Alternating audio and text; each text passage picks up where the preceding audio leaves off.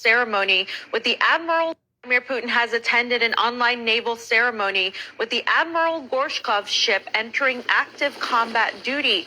The frigate is equipped with the latest hypersonic anti-ship missile system, with the Russian president pointing out to its uniqueness. The ship is equipped with the latest Zircon hypersonic missile system, which has no analogs. It is also equipped with other latest generation weapons. As I said, it has no analogs elsewhere in the world. Such powerful weapons will reliably protect Russia from potential external threats. It will help to ensure the national interests of our country. According to Russia's defense minister, the frigate will take a long voyage across the Atlantic and Indian Oceans, as well as the Mediterranean Sea. Sergei Shoigu also says the Zircon hypersonic missiles are impervious to any attacks against them. The missiles are capable of flying at 9 times the speed of sound, with a range of more than 1,000 kilometers. Due to its speed and agility, the Zircon can carry out high-precision strikes and is very difficult to counter.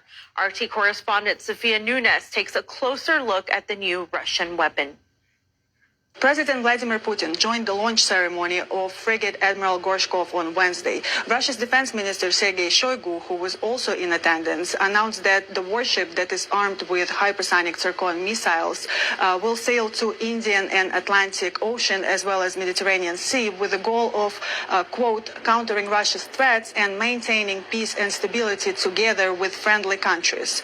The defense minister also noted that the crew will perform combat exercises, including launching Zircon missiles. Zircon is one of several hypersonic rockets under development in Russia. It can fly at 9 times the speed of sound and can be used against both ships and ground targets.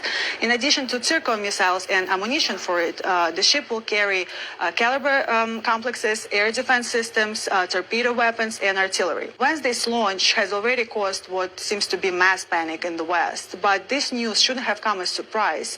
At the end of December, President Putin announced that the frigate armed with hypersonic Zircon missiles will enter service in January 2023. And now it did. We discussed the significance of the new Russian weapon with defense analyst Gregory Copley and former U.S. Marine Corps intelligence officer Scott Ritter.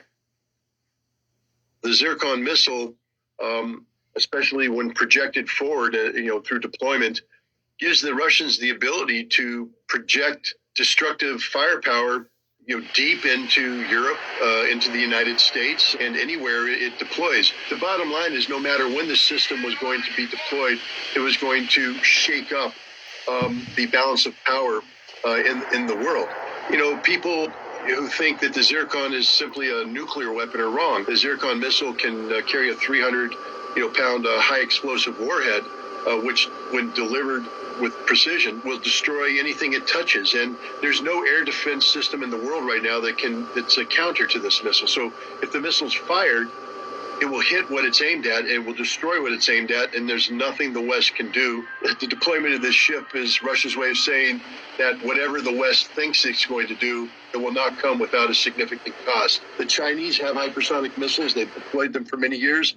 Russia now has a new naval hypersonic missile, and the West has nothing that approaches this capability. Most of the Western world sees the Russian technology as being more advanced and more deployable. The Zircon is certainly one of the most capable anti-ship missiles in the world, and it has no effective countermeasures as of yet. It's going to be symbolic and prestigious for Russian Navy deployments worldwide, and that, I think, is the most important factor of this deployment of the Admiral Gorshkov coming into the Atlantic and into the Indian Ocean, in other words, away from its home base in the Northern Fleet. And this will show the flag, and it will be very significant politically and strategically for Russia. So definitely this is the pacing threat for Western navies, and certainly the deployment now, operational deployment of the Zircon anti-ship missiles on the new Admiral Gorshkov class frigates is going to be very, very significant for Western navies to consider. Jeremiah 50 verse 9. For lo, I will rise the cause to come up against Babylon, which is America, an assembly of great nations, starting with Russia, China, India, Pakistan, North Korea, just to name a few.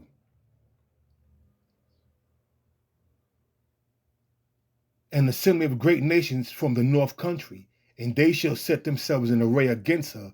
From thence she shall be taken, their arrows shall be as a mighty expert man, none shall return in vain, and Chaldea shall be a spoil. All that spoil her shall be satisfied, saith the Lord Yahweh, by Hashem Yahweh Shah. Giving all praises to Yahweh, by Hashem Yahweh Shah, by Hashem Rakah Quadash. Double honor to the apostles and the elders of Great Millstone. And salutation, I came out there that have been pushing this word in truth and in sincerity. The hypersonic missiles, this new Zircon hypersonic missile, cruise missile, is not only is capable of carrying nuclear warheads, but other powerful warheads that's non-nuclear. And it cannot be shot down. The United States government, nor do NATO have any defense systems that's capable of shooting this weapon down. China also has hypersonic missiles. The other day, I think it was Monday of last week, the Iranian government shot off a hypersonic missile that's able to go 1,000 kilometers and reach deep into Israel and hit certain U.S. targets that's in the Middle East, which is their interest, what they have in the Middle East. So things are heating up. We know that this devil's empire is circling the drain because we see all the prophecies that's happening. All these different nations are bucking up against America, bucking up against their form of democracy. Nobody want to deal with that democracy no more. That shit is bullshit, and they all know it. So they coming to terms. Whereas we're gonna deal in our own currency. We're gonna side with the BRICS nation, so we don't have to be subject to being put under sanctions, economic sanctions, where we can't do business with certain countries. So we're gonna go with the BRICS. And you have other nations that's doing the same thing, such as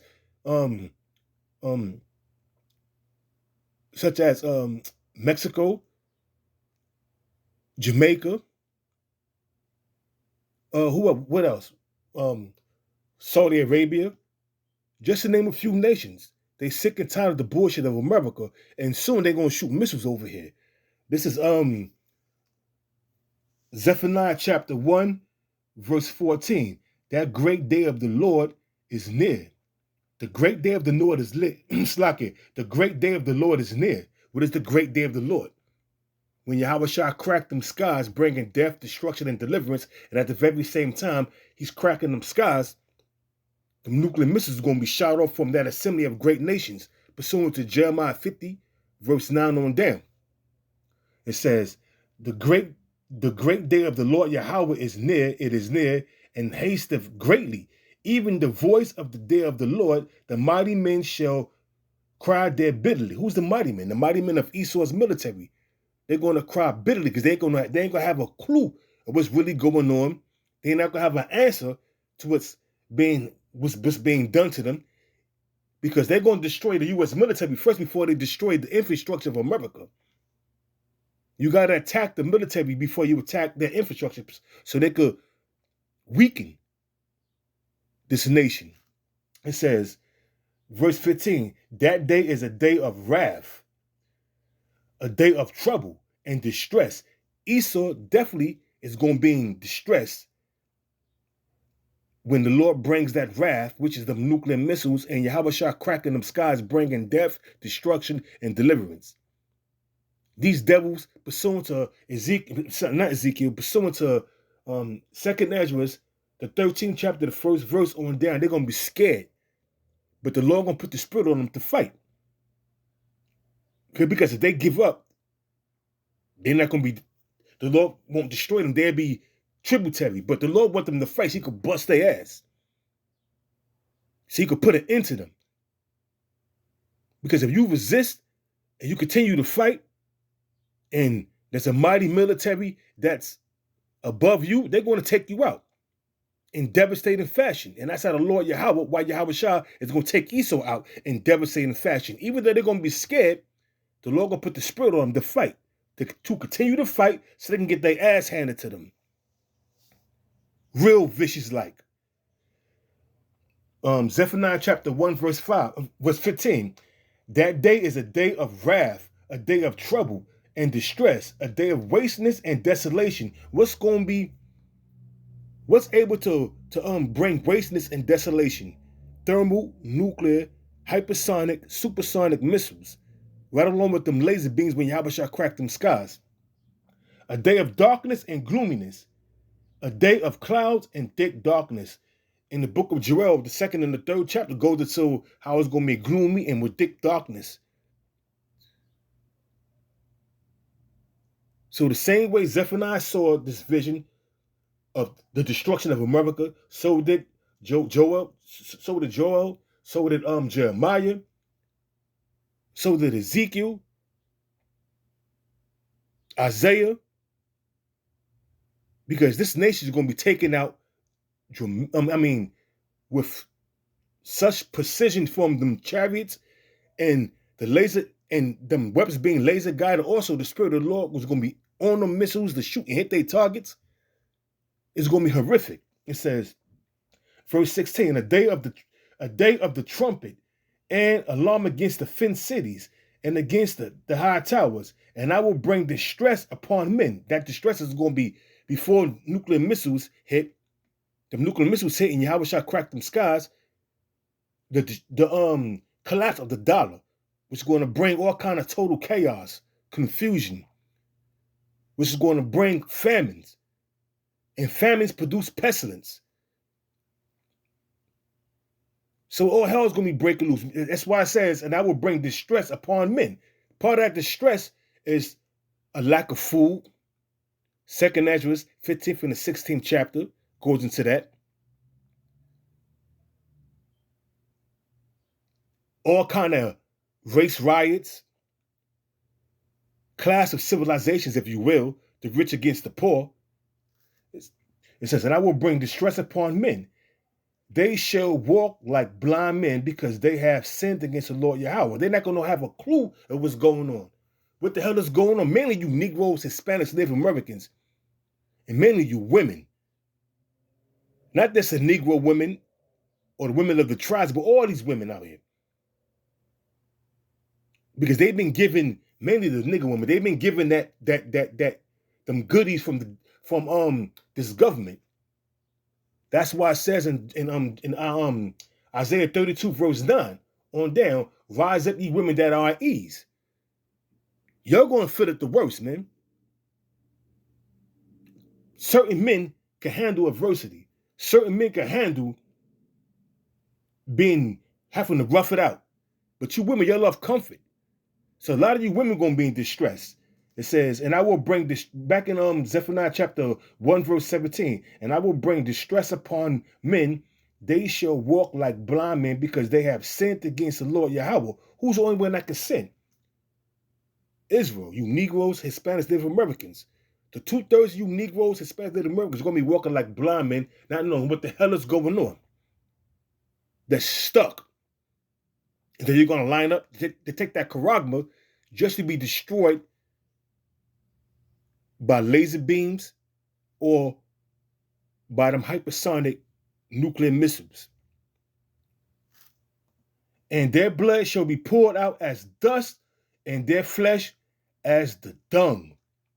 Hey, Jeremiah 25 verse 33. The slain of the Lord going to be one from one end of the earth to the next. Roughly paraphrasing that scripture. Jeremiah 25 verse 33. It says, neither their silver nor their gold going into the international bankers, because they're going to be punished. The Lord is going to punish the host of the high ones that are on high, pursuant to Isaiah, the 24th chapter, the 19th verse on down. Neither their silver nor their gold shall be able to deliver them in the day of the Lord's wrath, but the whole land shall be devoured by the fire of his jealousy, which are them nuclear missiles and them chariots. For he shall make even a speedy riddance of all them that dwell in the land, because it's going to be destroyed by thermonuclear fire. This is Jeremiah chapter 51, verse 1. Thus saith the Lord Yahweh, behold, I will rise up against Babylon and against them that dwell in the midst thereof, of them that rise. Let me read it again. Thus saith the Lord Yahweh, behold, Jeremiah 51, verse 1. Thus saith the Lord Yahweh, behold, I will rise up against Babylon, which is America, because it's not talking about ancient Babylon, because ancient Babylon was not destroyed by fire. It became a province of the Medo-Persian Empire. So let's get that straight. It says, I will rise up against Babylon and against them that dwell in the midst of them that rise up against me, a destroying wind. And what's that destroying wind? That nuclear wind that's coming after the blast. First you're going to feel the hot, like a flame of hot wind coming. That's going to devour much people. It says, a destroying wind, and I will send into Babylon fanners that shall fan her and shall empty her land, for in the day of trouble they shall be against her round about. Them fanners of them different nations, man. They're going to come up against Babylon. Right along with Russia. It says, against him that bendeth, let him, it says, against him that bendeth, let the archer bend his bow. The archer are them nuclear, I'm saying, are them silos that's holding these nuclear missiles. The bow, it's like a bend up the bow. So let him that bend up, let the archer bend his bow. The bow represents them silos that carry these nuclear missiles, and against him that lifted himself up in his brigandine, them defense systems. It's not going to be able to help you in a time of nuclear annihilation, during the time when Yahweh shall crack them skies, bringing death, destruction. And you cannot leave out the deliverance that's going to come. It says, and spare ye not her young men, destroy ye utterly all her host. All the armies of America, all the armies of their allies are going to be destroyed. It says, thus the slain shall fall in the land of the Chaldeans, and they that thrust her. It's like I'm kind of excited. It's like Jeremiah 51 verse 4. Thus the slain shall fall in the land of the Chaldeans, and they that are thrust through in her streets. For Israel have not been forsaken. The 1/3, the elect, have not been forsaken. They're going to be delivered. Like I said, the 3 Ds, death, destruction, and deliverance, when Yahweh shall crack them skies. Who's going to be delivered? The elect, the 144,000 or 1/3. It says, for Israel have not been forsaken, nor Judah of his power, of the Lord of hosts, though their land was filled with sin against the Holy One of Israel. Flee out of the midst of Babylon, and deliver every man his soul. Be not cut off in her iniquity, for this is the time of the Lord's vengeance. He will render unto her a recompense. Now, when it says flee out of the midst of Babylon, it's not talking about getting on a plane, a 747 Boeing jet, and going and leaving the country. It's talking about leaving out of this place mentally, not dealing with, not voting, not indulging in any wicked practices that this devil was pushing. Do social media, do the media, which is the television. Flee out of the midst of her. Don't indulge in, don't vote, don't indulge in this democracy. Don't have nothing to do with Esau's system. Just go to work. They take taxes out regardless. So you got to pay. You have no control over that. Pay your taxes, obey the laws, and do the work of the Most High, Yahweh Shah. It says, flee out of the midst of Babylon and deliver every man his soul. Be not cut off in her iniquity, for this is the time of the Lord's vengeance. And only the elect is going to flee out of the midst of Babylon mentally. You know, it says, this is the time of the Lord's vengeance. He will render unto her a recompense. Babylon have been a golden cup in the Lord's hand, and that made all the earth drunken. The nations have drunken of her wine, therefore the nations are mad. That wine is dealing with their democracy. Because when you accept their democracy, you got to accept feminism, you got to accept homoism, transgenderism, you got to accept being on the bottom and elevating the women, having the women on top. You got to accept all the filth and the degenerate way of living where you accept that democracy. And that's a part of that wine. It says, and all these nations that accepted that cup and drunk of that wine, they drunk. And now that hangover is horrific and they don't like it. Because the hangover is they women bucking up against them. They becoming whores.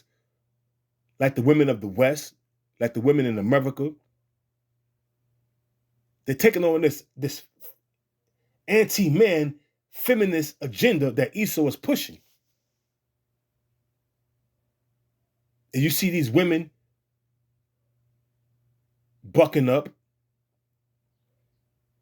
The democracy is failing heavy. So these nations are mad. Babylon is, verse 8, Babylon is suddenly fallen and destroyed. How for her? Take balm for her pain. If so be she may be healed. And they trying everything in the book. That balm represents trying to fix this debt ceiling that's about to take place within a week, which they're going to come to some kind of agreement. I guarantee you. This is the first time that they was under a quagmire with this debt ceiling. Who owned most of the United States debt? China. All they do is all this American government does is just print money, have nothing to back by, and find ways to invade different nations to steal their resources. To turn that government, that society, turn it inside out and have it in an uproar. So they can steal their resources. That's all this devil does, man. It says, we would have healed Babylon, but she is not healed. There's no remedy for this collapsing U.S. dollar. Because now you got a dollar that's rivaling, that's a rivalry to the U.S. dollar, which is the BRICS dollar. The BRICS nations and all these different nations. And hey, I think it's either in June or July, they're holding the BRICS summit in South Africa. And 81 nations want to join the BRICS. So that's heavy. Everybody turning their back on the dollar. Back in Jeremiah 51 verse 9, we would have healed Babylon, but she is not healed. Forsake her, and let us go everyone into his own country. Flee, take everything you have earned, go back to your country, open up shop, and perhaps buy and sell from your nation, whatever nation you are, whether you Chinese, whether you Pakistani, whether you from India, open up shop and then sell to America. Buy and sell and trade from your homeland. And that's what they're doing. It says, and let us go everyone into his own country, for her judgment reaches unto heaven and is filled up even to the skies. The Lord hath brought forth our righteousness. Come and let us, going back to the 9th verse, it says, her judgments reach unto the heavens and is lifted up even unto the skies. all the wickedness this devil has been doing. Bringing Judah, Benjamin, and Levi over here. This land is a bloody land. And the only way this land is going to be cleansed of all the blood is going to be from the blood of him that sheddeth it. And this devil got a lot to pay for. Bringing Judah, first and foremost, damn near committing genocide against the Native Americans, the Gadites and the Reubenites. You know? And then bringing Judah, Benjamin, and Levi over here to enslave them. So you got a lot to pay for it, devil. And that's part of your judgments that reach unto the skies. Also your witchcraft, your homoism, and all the things that you are bringing forth and pushing, which is wicked and contrary to what the Lord have set up. This is a wicked empire. The Lord have brought forth our righteousness. Come and let us declare in Zion the work of the Lord, our power. Yeah, the Lord put the spirit on the started with the apostles, the bishops, the elders, the teachers, the prophets to go out there, open our eyes, reveal his secrets unto us, and now we're declaring the work of the Lord in Zion, which is monument to Zion, which is a monument to remember Israel.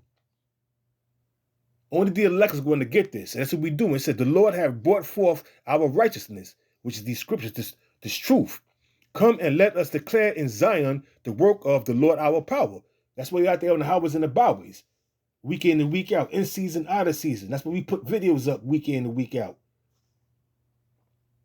Do sit-downs, declaring the work of the Lord our power. It says, make bright the arrows, them arrows out of nuclear missiles. Gather the shields. The Lord have raised up the spirit of the king of the Medes. Who's the king of the Medes? Modern day Medes are the Russians. Because they dwell in that land where the Medes dwell at. This is the modern day Medes are the Russians. For his device is against Babylon to destroy it. How? Through thermonuclear missiles, contrary fire from them chariots. Because it is the vengeance of the Lord Yahweh, the vengeance of his temple. Set up a standard upon the walls of Babylon. That standard, these scriptures. Set up the standard, which is these scriptures, upon the walls of Babylon. Make the watch strong. Set up the watchmen. Who are the watchmen? The prophets. Set up with the apostles on them. Prepare an ambush. Prepare the ambush. For the Lord have both devised and done that which he spake against the inhabitants of Babylon, to destroy this bitch, to burn this bitch with fire, for all the wickedness that's been done, that this bitch is pushing throughout the four corners of the earth. O thou that dwellest upon many waters, the waters represent different nations. And how they do that? How they become rich, how they became rich, do the merchants, do the ships. It says, abundant in treasures, that in is come, and the measure of thy covetousness. That's your ass, Esau. We're at the end of your empire. As it is written in the book of 2nd Ezra, the 6th chapter, the 9th verse on down, Esau is the end of the world. 2nd Ezra chapter 6 verse 17 on down. For Esau is the end of the world, and Jacob is that which followeth. So we say your empire is soaking in the drain, and the Lord is raising up the sons of Israel. That's your ass, devil. And there's nothing you could do about it. You see the Lord raising up the sons of Israel, and you nervous. That's why you send all type of people that try to demonize us. You got certain Israelites that took the bag, that's teaching contrary to what they have been taught. But all that's going to fail, Esau. And those that's joined unto you going to fall. This is 2nd Ezra chapter 16, verse 12. The earth quickeneth, and the foundations thereof, the sea raised up with the waves from the deep, and the waves of it are troubled. And the fishes thereof also before the Lord and before the glory of his power, before the Lord, the nuclear missiles and the glory of his power, which are them chariots. Also, the missiles, which is the army of the Lord, is a part of his glory. It says, and before the glory of his power, for strong is the right hand that bendeth, for strong is his right hand that bendeth the bow. Whose right hand? Yahweh. Why Yahweh Shai's right hand? And what's that bow, that nuclear silo? It says, his arrows, which are them ICBM hypersonic missiles, that he shooteth are sharp and shall not miss, because they're going to be laser guided and spiritually guided by Yahweh Shai to hit his targets. When they begin to be shot unto the ends of the world, behold, the plagues are sent. Which part of the plagues? Zechariah 14 verse 12 goes into the plagues. That's the major plague. But you have other plagues too as well, like famine. That's a plague. It says, behold, the plagues are sent and shall not return again until they come upon the earth. Verse 15, the fire is kindled and shall not be put out till it consume the foundations of the earth. Like as an arrow which is shot of a mighty archer returneth not backward, even so the plagues that are sent, that shall be sent upon the earth, shall not return again. Because once they shot off, there's no turning back. They're going to be laser guided and spiritually guided. Ultimately, the Most High is putting the spirit on Esau, the Russian counterparts of Esau, to shoot missiles off, to destroy this bitch, America, which is known as Babylon. And this is not talking about ancient Babylon, because ancient Babylon was not destroyed by fire. Ancient Babylon became a province of the Medo-Persian Empire. So once again, this is talking about the daughter of Babylon, which is America. Who controls the daughter of Babylon? Esau, the so-called white man. Hey, so with that, I'm going to give all praises to Yahweh, Bahashem, Yahweh Shai, Bahashem, Rakah Quadash, and double honors to the apostles and the elders of Great Millstone. With that, Shalom.